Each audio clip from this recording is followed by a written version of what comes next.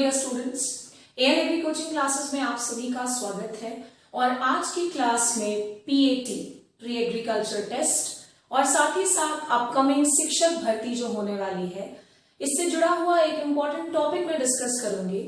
और ये टॉपिक है केमिस्ट्री का एक बहुत ही महत्वपूर्ण टॉपिक, वेरी इंपॉर्टेंट टॉपिक कहना चाहिए। आपने देखा होगा कि चाहे पीएटी की बात करें या शिक्षक भर्ती की बात करें, केमिस्ट्री में एक इंपॉर्टेंट टॉपिक है जिसको कहते हैं ऑर्गेनिक केमिस्ट्री। और ऑर्गेनिक केमिस्ट्री में आपको नोमेनक्लेचर एक टॉपिक पढ़ना होता है ऑर्गेनिक कंपाउंड्स का। आइए पहले समझते हैं नोमेनक्लेचर का मतलब क्या होता है। मेरा नाम है निशात परवीन, तो मेरे नामकरण का जो प्रोसेस है, मेरा नाम रखने का जो प्रोसेस है, वो क्या कहला देता है? नोमेनक्लेचर। यानी नोमेनक्लेचर का सिंपल भाषा में मतलब निकल कर आता है किसी चीज का नामकरण करना, किसी चीज को नाम दे देना, क्या कहलाता है? नोमेनक्लेचर।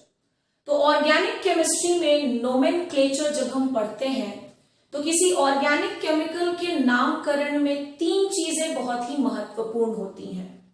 सबसे पहली चीज जो है उसे हम कहते हैं रूट नेम। क्या कहते हैं बच्चों? Root name. और ऑर्गेनिक केमिस्ट्री में ये जो रूट नेम होता है, ये आपको कार्बन की संख्या बताता है, ध्यान रखिएगा। तो अगर क्वेश्चन आ जाए कि रूट नेम ऑर्गेनिक केमिस्ट्री में हमें किस चीज के बारे में अंदाजा देता है, तो ये हमें बताएगा नंबर ऑफ कार्बन एटम्स के बारे में। अब आज की क्लास में हम बेसिकली फोकस्ड रहेंगे एक ऑर्गेनिक केमिकल का ग्रुप है जिसे आप कहते हैं एल्केन्स।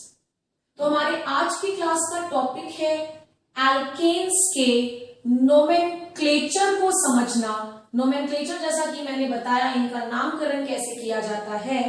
और नोमेनक्लेचर में भी हमारा फोकस रहेगा रूट नेम। जैसा कि मैंने बताया कि रूट नेम जब भी हम कहेंगे तो ये किस चीज को इंडिकेट करेगा? ये इंडिकेट करेगा नंबर ऑफ कार्बन एटम्स को। कार्बन एटम्स की संख्या बताता है रूट नेम। आई होप आप सभी को इतना बेसिक्स क्लियर हो गया होगा। और एल्केन्स के नोमेनक्लेचर को पढ़ने से पहले थोड़ा सा जनरल नॉलेज एल्केन्स का भी होना चाहिए कि एल्केन्स आखिर होते क्या हैं। तो याद रखिएगा कि एल्केन्स हाइड्रोकार्बन के एक ग्रुप होते हैं। It is a group of hydrocarbons. जैसा कि नाम में आपको समझ में आ रहा होगा, हाइड्रोकार्बन्स का मतलब है कोई ऐसा केमिकल जिसमें हाइड्रोजन के अलावा कार्बन भी पाया जाता हो। So alkanes are a group of hydrocarbons. एक ऐसा ग्रुप जिसमें कि कार्बन भी होता है और हाइड्रोजन भी होता है। हालांकि हाइड्रोकार्बन्स के अलग अलग टाइप भी होते हैं, लेकिन आज का हमारा फोकस केवल एल्केन्स के बेसिक नोमेनक्लेचर को समझ लेना है।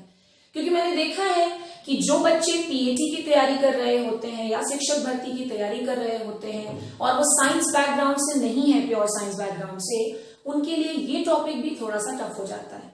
तो आइए सीखते हैं एल्केन्स का नोमेनक्लेचर कैसे किया जाता है। आपने कॉपीज को आप 3 कॉलम्स में डिवाइड कर लेंगे और हेडिंग डाल लेंगे नोमेनक्लेचर ऑफ एल्केन्स। 3 कॉलम्स में पहले कॉलम का टॉपिक होगा कार्बन एटम्स की संख्या या कार्बन की संख्या। ध्यान रखिएगा, सबसे पहले कॉलम में लिखेंगे कार्बन एटम्स की संख्या, दूसरे कॉलम में लिखेंगे रूट नेम। जैसा कि मैंने कहा कि रूट नेम ही हमें बताएगा कि कार्बन की संख्या किसी हाइड्रोकार्बन में कितनी है। और रूट नेम के बाद लास्ट कॉलम में डाल लेंगे एल्केन्स। अगर आपको ये समझ में आ गया बच्चों, तो मेरी बात मानिएगा कि बाकी हाइड्रोकार्बन्स का भी नोमेनक्लेचर बहुत हद तक क्लियर हो जाता है। तो ध्यान रखिएगा कि अगर कार्बन एटम की संख्या 1 है तो जो रूट नेम जुड़ता है वो है मेथ। वो क्या है बच्चों? मेथ। और एल्केन, एक ऐसा एल्केन जिसमें एक ही कार्बन एटम की संख्या होगी, उसका नाम रखाएगा मेथ के आगे एन, क्योंकि एल्केन में एन शब्द है लास्ट में, ANE, तो बन गया मिथेन। यानी कि अगर कोई पूछे कि मीथेन में कितने कार्बन एटम्स हैं, तो 1। बड़ा ही आसान हो गया। इसके बाद हम आ जाते हैं, अगर 2 कार्बन एटम होगा तो रूट नेम क्या हो जाता है बच्चों? एथ। और एथ के आगे में क्या जोड़ना है? एन, क्योंकि हम किस चीज का नोमेनक्लेचर पढ़ रहे हैं? एल्केन्स का। तो बन गया इथेन। क्या बन गया बच्चों? इथेन। इसके बाद हम आ जाते हैं 3 कार्बन एटम्स पर। अगर किसी हाइड्रोकार्बन में 3 कार्बन एटम्स हैं तो जो रूट नेम यूज किया जाएगा वो है प्रो। और क्योंकि हम एल्केन पढ़ रहे हैं तो एल्केन का नाम हो जाएगा प्रोपेन। क्या हो जाएगा? प्रोपेन। बड़ा ही आसान। इसके बाद अगर कार्बन एटम्स की संख्या 4 है तो जो रूट नेम यूज होगा वो है ब्यूट और एल्केन कहलाएगा ब्यूटेन। यानी तुरंत से आपके दिमाग में आना चाहिए ब्यूट मतलब 4 कार्बन एटम, प्रो मतलब 3 कार्बन एटम, एथ मतलब 2 कार्बन एटम, मेथ यानी कि 1 कार्बन एटम। इसके बाद हम आ जाते हैं 5। आपने मैथ्स में भी पढ़ा होगा पेंटागन। पेंट का मतलब ही होता है 5, तो रूट नेम क्या यूज होगा बच्चों? पेंट। और क्योंकि हम एल्केन्स पढ़ रहे हैं तो एल्केन का नाम क्या हो जाएगा? पेंटेन।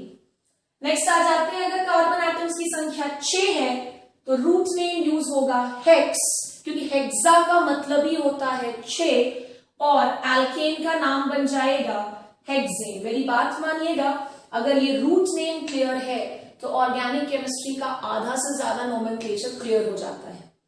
इसके बाद हम आ जाते हैं अगर 7 कार्बन एटम्स होंगे तो आप जो रूट नेम यूज करते हो वो है हेप्ट और एल्केन का नाम कहलाएगा हेप्टेन। इसके बाद हम आ जाते हैं अगर कार्बन एटम की संख्या 8 है तो आपने सुना होगा ऑक्टोपस। ऑक्टोपस यानी कि 8 जिसमें पैर हो या 8 लेग्स हो या 8 अपेंडेजेस हो। आई होप आप समझ पाते होंगे। तो 8 यानी कि ऑक्ट और एल्केन का नाम क्या बन जाएगा बच्चों? ऑक्टेन। इसी तरह से लास्ट के 2 पढ़ेंगे क्योंकि केवल आपको रूट नेम्स 10 कार्बन एटम तक के जानने होते हैं। इसके आगे अगर आप नहीं भी जानेंगे तो आपका काम सॉल्व हो जाएगा, चीजें आपको समझ में जरूर आ जाएंगी। तो आइए देख लेते हैं अगर 9 कार्बन एटम्स है तो रूट नेम हो जाता है बच्चों नोन और एल्केन का नाम कहलाएगा नोनेन। क्या कहलाएगा? नोनेन। वैसे भी नो और नोन एक जैसा साउंड करता भी है। लास्ट बट नॉट लीस्ट अगर कार्बन एटम्स की संख्या 10 है तो रूट नेम हो जाएगा डेक और एल्केन कहलाएगा डेकेन। आई होप मैंने बड़े ही सिंप्लीफाइड तरीके से आपको एल्केन्स का रूट नेम समझाया है। मैं दोबारा कहूंगी कि ये रूट नेम्स को जरूर याद रखिए बिकॉज यही रूट नेम है जो आपको कार्बन एटम की संख्या के बारे में नॉलेज दे देता है। और अगर आपको रूट नेम याद है तो आप आसानी से ऑर्गेनिक केमिकल्स का नोमेनक्लेचर सीख पाएंगे। आई होप आप सभी को ये क्लास अच्छी लगी हो। नेक्स्ट क्लास में मिलेंगे। Thank you so much.